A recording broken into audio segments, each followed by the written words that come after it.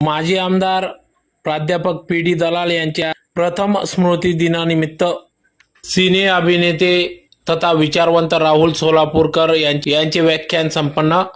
याबाबत वृत्त असे की आज दिनांक 26 मे 2024 रोजी सायंकाळी 5:30 वाजता धुळे शहरातील हिरे भवन या ठिकाणी सिने अभिनेते तथा विचारवंत राहुल सोलापूरकर यांचे व्याख्यान आयोजित करण्यात आले।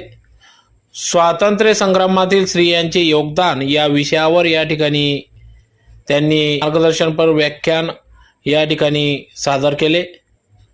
तर 1857 ते 1940 या 90 वर्षाच्या कालखंडात भारतीय स्वातंत्र्य युद्धाच्या कालखंडात केवळ पुरुष नाही तर स्त्रियांनी देखील मोठे योगदान दिले असून स्त्रिया देखील नायक होत्या।